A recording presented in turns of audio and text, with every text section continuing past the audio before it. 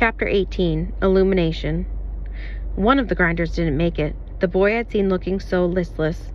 I'd hoped the food and water I'd left behind would help him recover. Mandeep had come with us and hurried to help him. She tried pounding his chest and giving him mouth-to-mouth, but it was too late. She looked at me, shook her head sadly, and covered him with a jumpsuit. She'd examined the other grinders. There were now only 4 left alive. Fatima, another girl, and 2 boys. They were all too weak to even say their names. Elena used her borer to dig a hole into the floor beside the cage. That left a pile of ground stone. She placed the body inside the hole and then used the rubble to fill the hole back up. Elena took back the jumpsuit.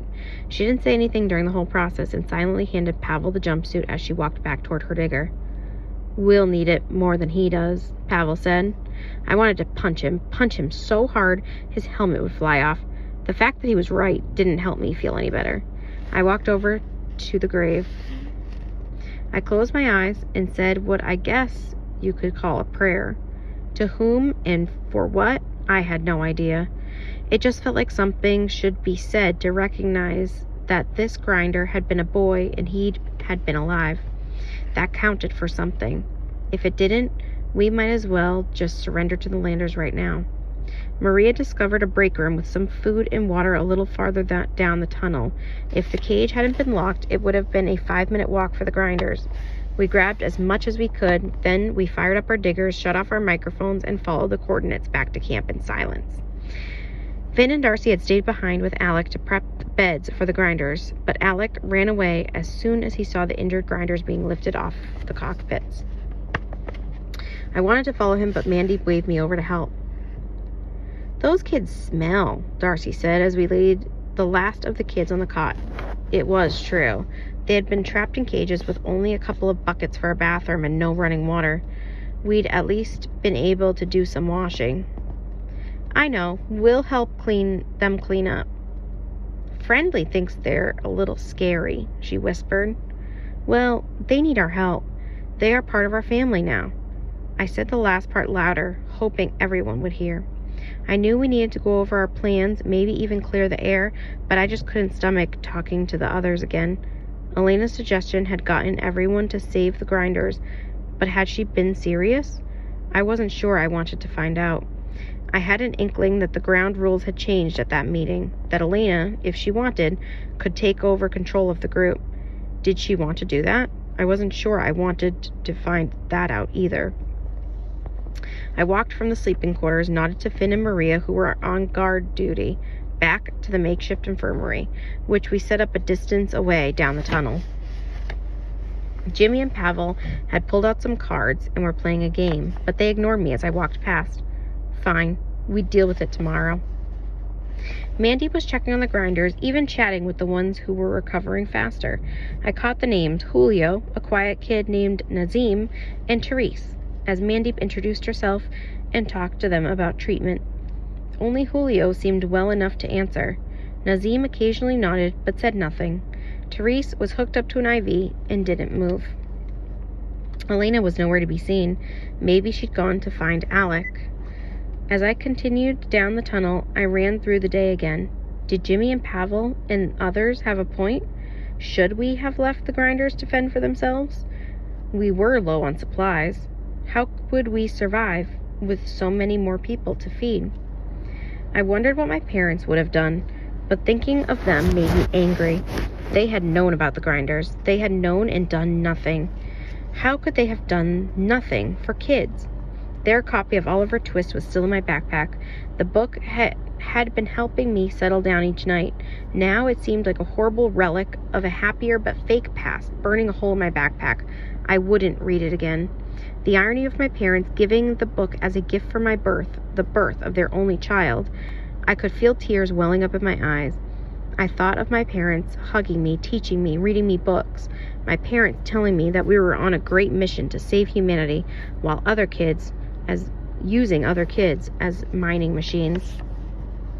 Didn't they even read Oliver Twist before they gave it to me? "You okay, rich boy?" I jumped in surprise, then looked down. Fatima was lying on her bed, propped up on a pile of uniforms, her eyes open. I'd been so lost in thought, I'd almost stepped on her. Sorry, just a little exhausted. You look rattled. I'm that too. You're bouncing back. She was. Her eyes were alert, her lips weren't cracked anymore, and there was even some color in her cheeks. You don't live in the mine your whole life without a strong constitution. Weakness is a death sentence. The young boy didn't make it, I said, lowering my head. Thomas. He was so small. He never adjusted to the travel from Earth or to the life here. I think he was homesick. I'm sorry for what my family did to you.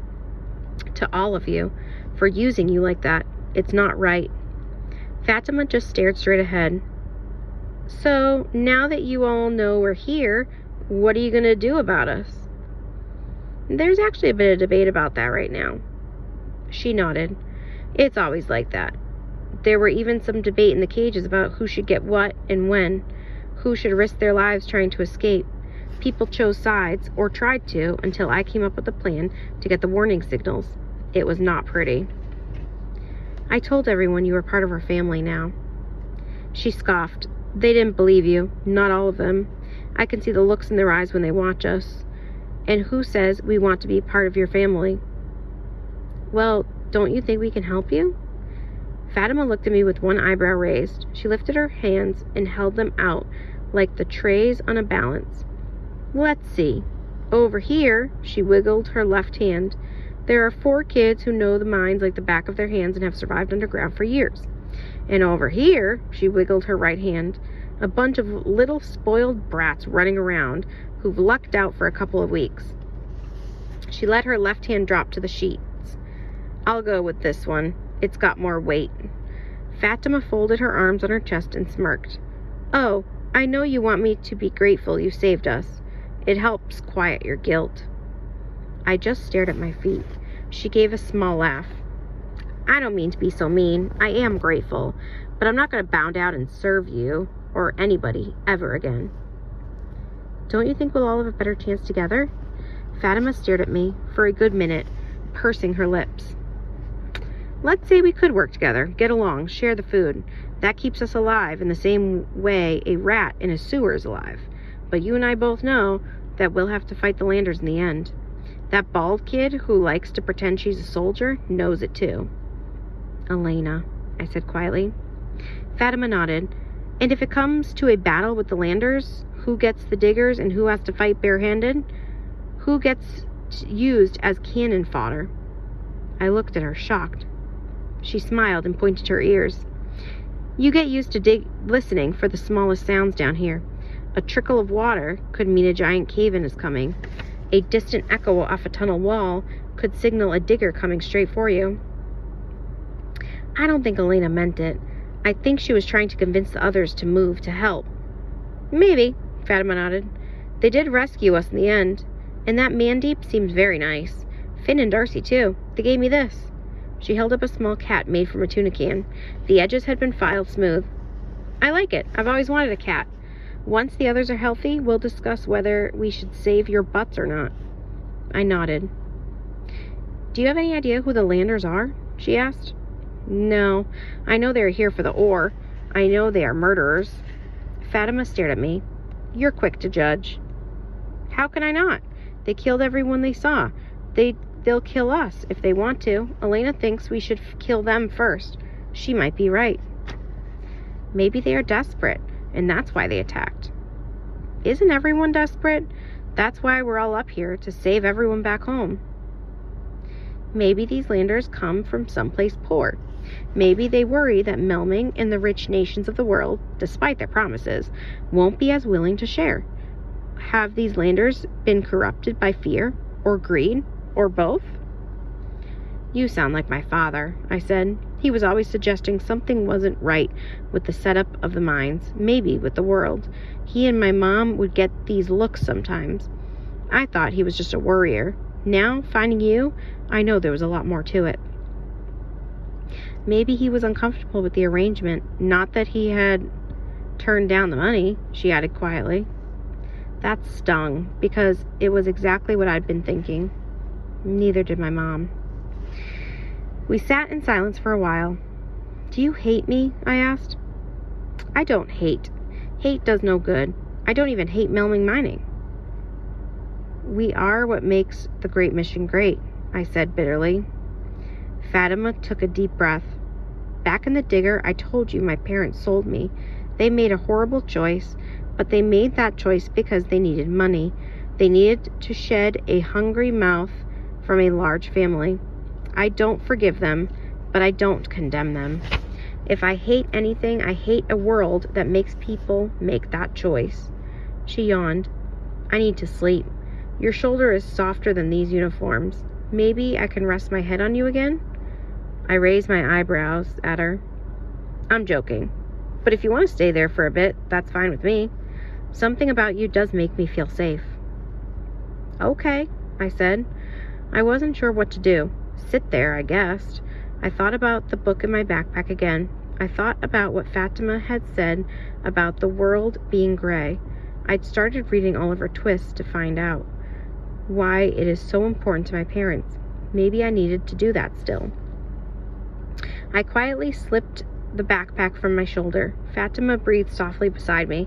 I pulled out the book. The flashlight fell out at the same time and it dinged off the floor. Fatima stirred. Sorry, I whispered. Stupid broken flashlight. I should have thrown it out. Fatima looked at the flashlight and grabbed it suddenly. Where did you get this? She asked, holding it up and flicking it on and off. My father, but it doesn't work. She shook her head. It works perfectly. There's no light. It's a different kind of flashlight. I must have looked confused. It's not for illumination, but for finding hidden trails inside the crevices. Oh, I said, not entirely sure what she meant.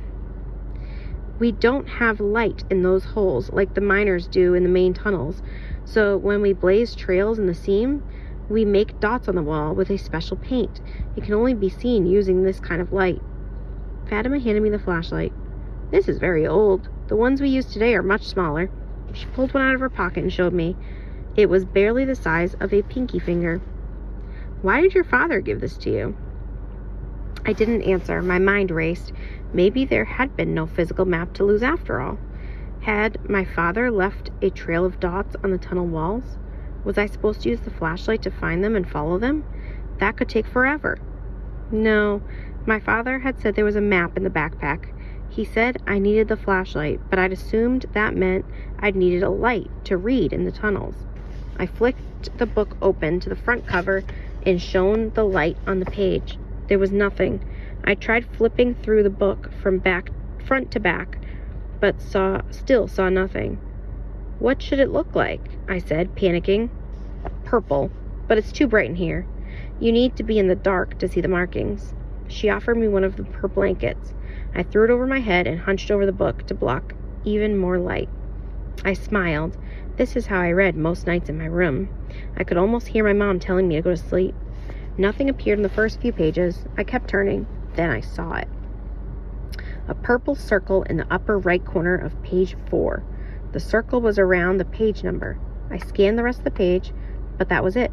I turned page after page and found more markings, always around the page numbers.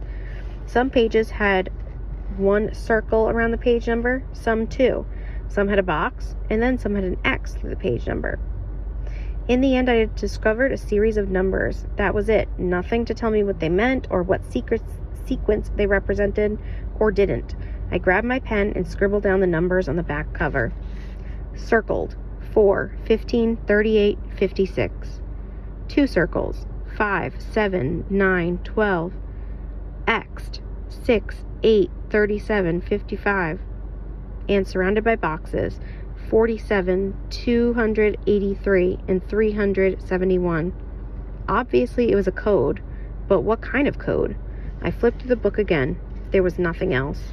The first few page numbers weren't even from the story itself, but from the introduction. Some pages mentioned part of London, some didn't mention anything at all. There was no pattern. My dad believed I'd find the numbers eventually, so there had to be a way to decode them on my own. My dad liked to call me a genius, but I knew I wasn't. Not really. I took off the blanket. Fatima was fast asleep.